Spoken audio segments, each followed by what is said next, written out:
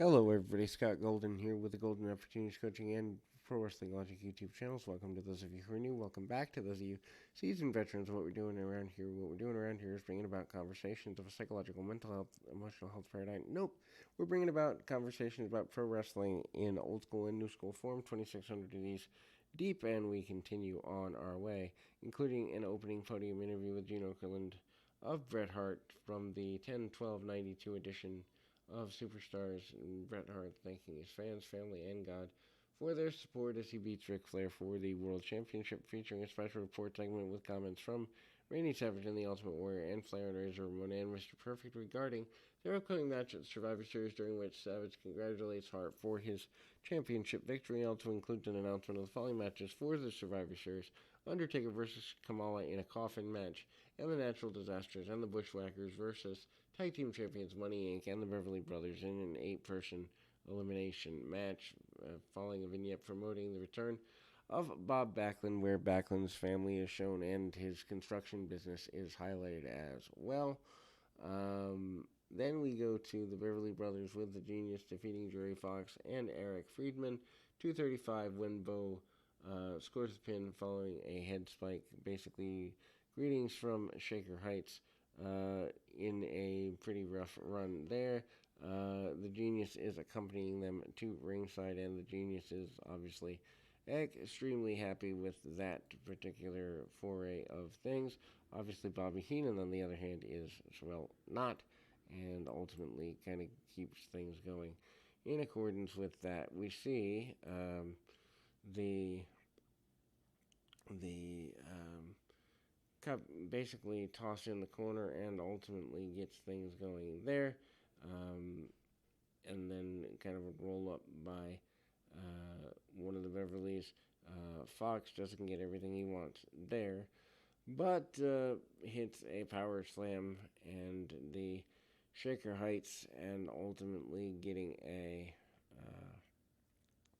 uh, you know, kind of getting things going in accordance with that. And then we see a couple of shots in there. Then we go to Max Moon and the Brooklyn Brawler. Max Moon, by this point, I believe, is already none other than Paul Diamond.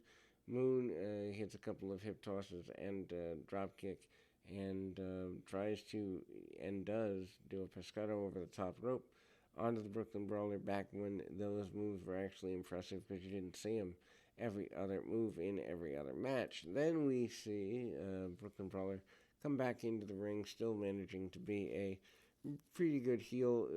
Hits a spin kick up into the corner, doesn't get everything he wants there, but kind of the roll through, almost a Finley style roll, and tries to kind of dump his man forward. The Max Moon costume is ridiculous looking, but still getting the crowd behind everybody involved in the process here anyway. And then we see Max Moon with a crossbody from the top rope on the inside. Max Moon manages to get the victory from the crossbody and is in a good space there. We see the Macho Man Randy Savage going right after his uh,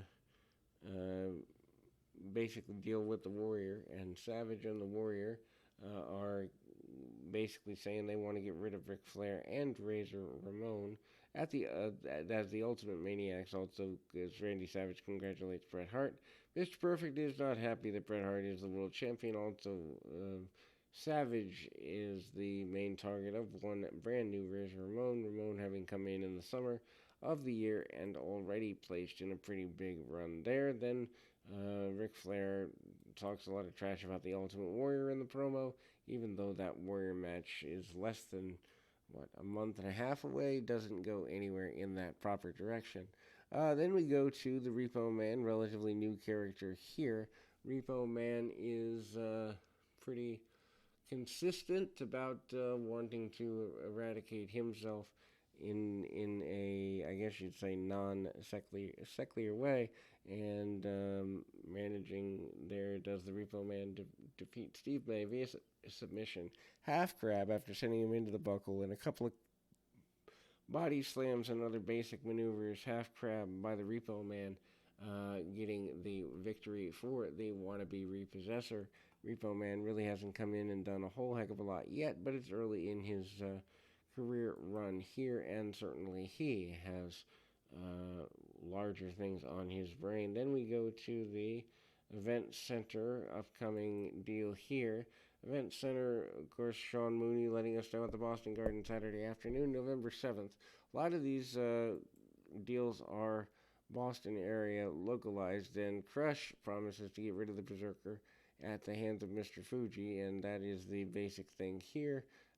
Crush also, Money Incorporated, is tired of being embarrassed by the natural disasters, and they want their tag team champions back in Boston on the 7th of November. Natural disasters promise to take the Money Incorporated and Jimmy Hart and squash them into oblivion. Then we go to Nails. Nails in an enhancement match here.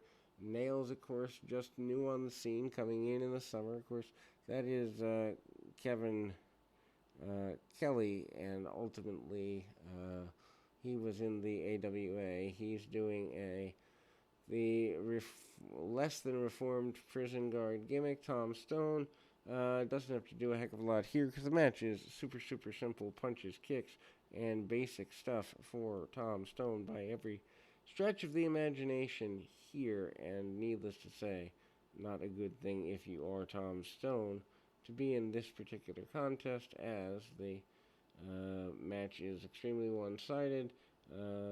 Nails doesn't have a lot of offense, gets on the gets on the mic post-match, and basically calls out the Boss Man, and Nails end up in a nightstick match at the Survivor Series, which they're already promoting about a month and a half away here. Then we go to the next in series of matches. Tag Team Champions, the Natural Disasters, relatively new to the babyface ranks. Maybe not terribly new, but certainly only a few months anyway. Natural Disasters are your Tag Team Champions, having defeated Money Incorporated for those belts. And ultimately, Earthquake and Typhoon facing off against a couple of enhancement talents here, and a super basic, basic runs here. Typhoon using a few power maneuvers along the way, doesn't get everything he wants, gets just about enough, but not quite enough, in the nature of the Big Splash and other basic maneuvers. Big Splash in the corner, though, by both members of the Natural Disasters. Big Double Squash in the corner, and the Natural Disasters, as your tag team champions, are successful with the Earthquake Splash and the Vertical as well. Razor Ramon promising to get his hands on Randy Savage when given the opportunity at the Boston Garden. Macho Man says that he is not happy with the idea that Razor was the one to cost him the World Championships Boston Garden. Saturday afternoon, November 7th, Savage and Razor Ramon are your main deal here. Then we also go into reminders. The British Bulldog and the Repo Man are going to tangle up. Big Boss Man and Nails are going to tangle up, and again, we kind of close for actually Papa Shango and the British Bulldog tangling up there. The British Bulldog, kind of running through, but highlights again as we close the show of Bret Hart being your new world champion. Major shift in time for the WWF at the time. We'll be back with more right after this.